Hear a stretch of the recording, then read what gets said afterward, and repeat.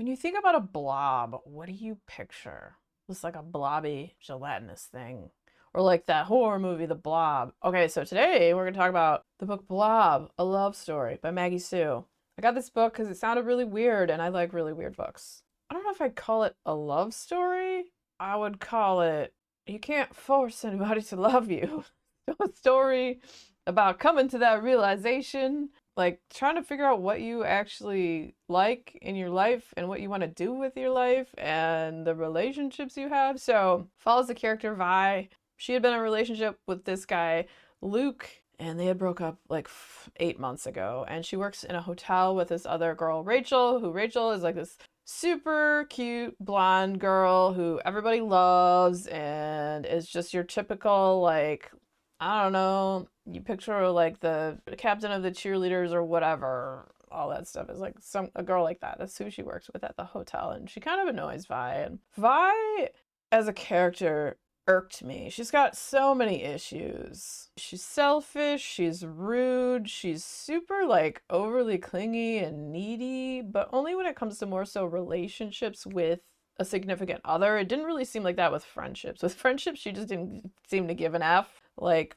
very self-absorbed. And then when she'd be in a relationship, she would just like try to do everything the other person wanted her to do so that they would like her and not leave her. She was so afraid of being left and she just wanted to fit in.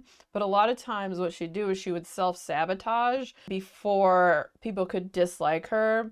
She would sabotage herself, beat them to the punch, I guess. But the redeeming thing about her is that she is conscious of the fact that she does it. So she realizes it, which made me a little less annoyed with her. So anyways, here's the story.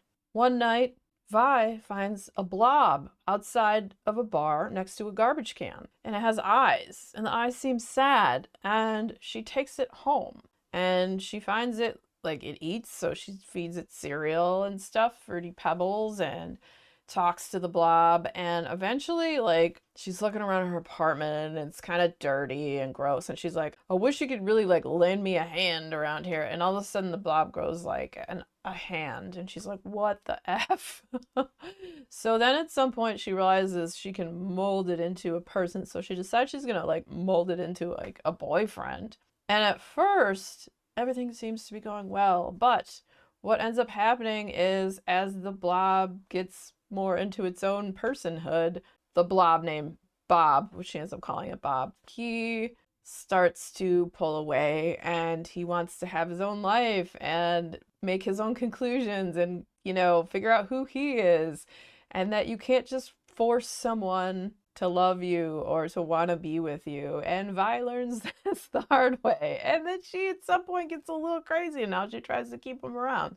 But yeah, like once Bob kind of gets out into the real world, when he's like in his human form and not a blob anymore, like, you know, he's out and he's playing frisbee with a bunch of frat bros and he's talking to other people and he's experiencing life for the first time. And he's like, all you want to do is sit in your apartment and eat food. We don't do anything. He's like, I want to go out and experience things, you know? And she doesn't take this well. I thought this book was entertaining. I read it fairly quickly. I didn't love it, but I still enjoyed the weirdness of it. But I was very irked by the character, just the way she behaved. But I mean, we're all so freaking weird. Yeah, like I said in the beginning, I wouldn't really call it a love story. If the love story is learning to accept yourself and love yourself and just to be a less crappy person, then I would say, yeah, that's what it's about. It was just interesting how the blob took shape and form and like the texture of the blob, because like she talks about like what it feels like, that it felt like soft like baby skin and wasn't slimy to touch when you touched it, and it was almost like a, I don't know, it looked like a blobfish at first, I guess, when she first found it, and then eventually when it's like forming, it needs to rest in between forming itself. So, you know, at first there was like a torso and a neck and then eventually a head, and then he didn't have legs at first, then he just had like little feet. There's humor in it. I was definitely entertained. I wouldn't be like, oh my god, you need to read this book. But if you want a really weird book called Blob, A Love Story, and any of what I just talked about sounds interesting to you, check it out. You might just like it. Or maybe not. I don't know. I don't know. I'm still trying to figure out my feelings around Blob. I thought the ending was decent. I liked how the writing flowed, and I liked that it was weird.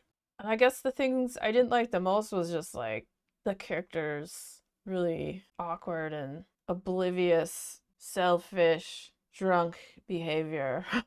I don't know. Let me know if you've read this, what you thought about the main character. I think like my thing is like I always want to like the main character or like feel for the main character, and I didn't necessarily feel for the main character. I felt like, well, you're reaping what you're sowing here. You're getting what you deserve, and I don't feel sorry for you. Like, so maybe that was weird. Maybe I'm just not used to reading a book like that, and so that's why I had that reaction. I don't know. I don't know. Let me know if you've read this. Tell me your thoughts about what you thought about the story and the character and what happened. I would love to hear your thoughts. And if you enjoyed hanging out today, hit that subscribe button, come back, see me again, and we'll talk about more bookish things and weird stuff.